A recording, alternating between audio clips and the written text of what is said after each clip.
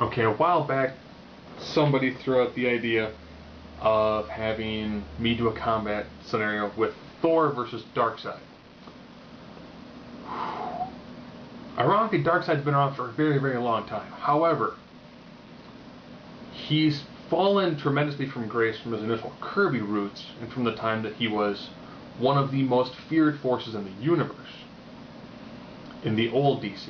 In the new DCU, he did a pretty decent job against the newly formed Justice League. But then you think about it, he took on people who have only had a few years in their superhero roles. So you've got one of the dark gods in the DC universe, probably one of the most powerful characters in the DC universe, versus Thor, the God of Thunder, who is also one of the absolute heavier hitters in the Marvel universe. As always, I do this through 9 criteria: intelligence, fighting ability, strength, speed, and vulnerability. Think resistance to damage. Durability, think stamina, how fast you recover. Energy projection, this is just the raw energy you can put out. Versatility, and X factor. If it's 4 to 5, chance of the person with the 5 should be the person with the 4. But there is always room for error. So we go headlong into this. Intelligence. Thor, not the sharpest knife in the drawer. Taking on Darkseid, who can have machinations that go on for decades, if not centuries.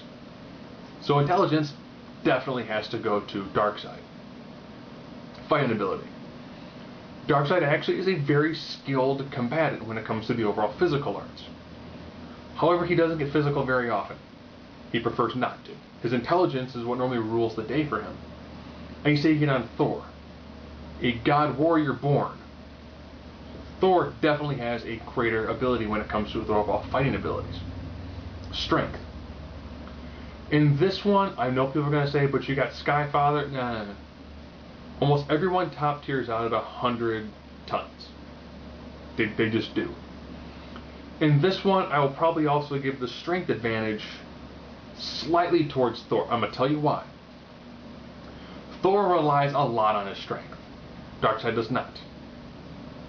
One ends up being the ability of, if you use your muscles a lot more, you have much better aptitude as to what they can do, what they can't do. Thor's going to walk into this thing probably swinging as hard as he can. The scenario somebody gave me is, what if Darkseid tried to invade Asgard? If he tried to do that, it's going to be pretty impressive.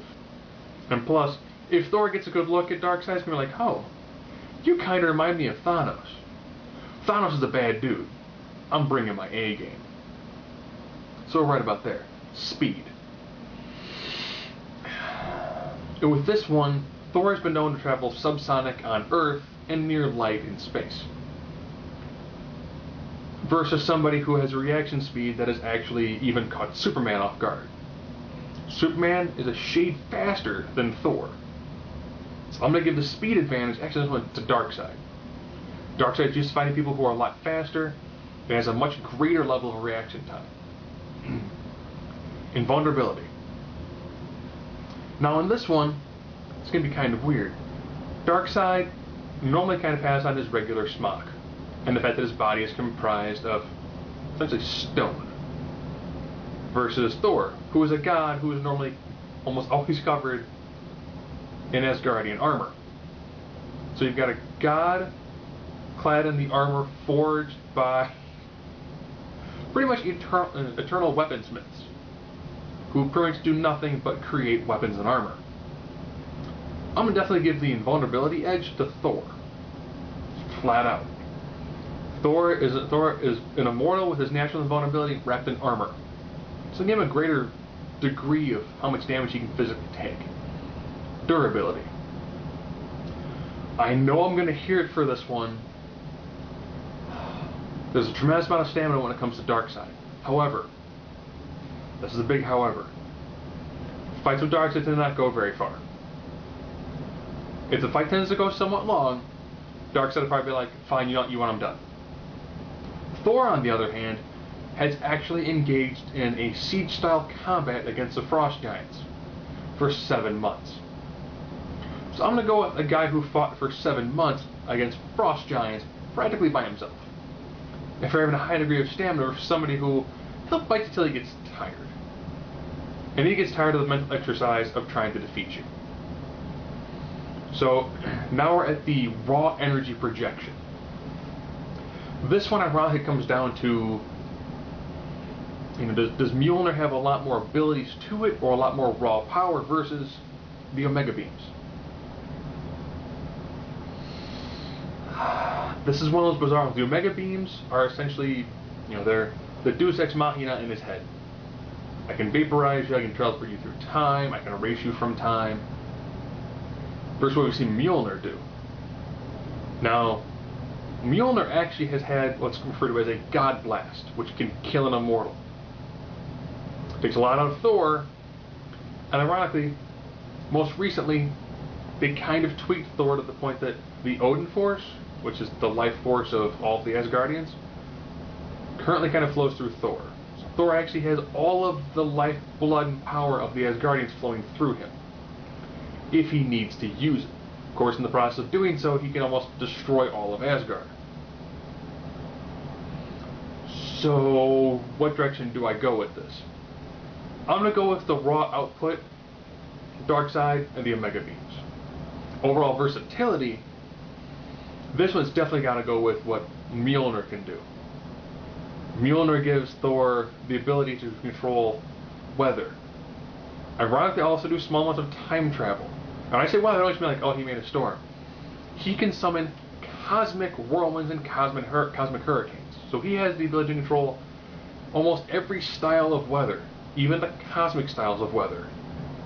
Bend reality, bend time.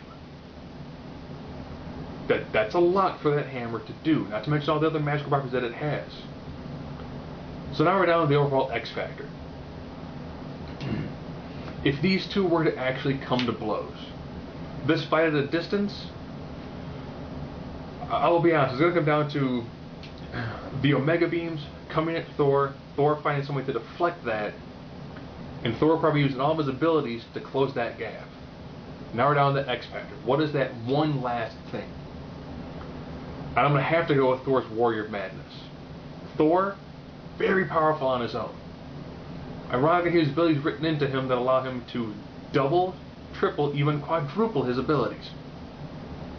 So if this fight were to go kind of long, Thor does have the ability to essentially kind of go mildly insane and become ridiculously powerful.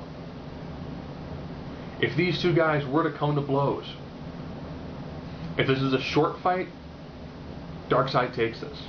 If this fight has any length to it at all,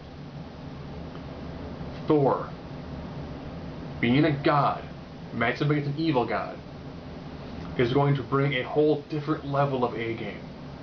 And the fact that he's walking with probably one of the most powerful items created in comics, Mjolnir. I'd probably say Mjolnir is a step below something like the Cosmic Cube or the Power Cosmic, which are tremendous Deus Ex Machinas. Allow him to do anything he needs to do. The amount of abilities they have shown that he has access to with that hammer. He will eventually defeat Darkseid if this fight goes on for too long.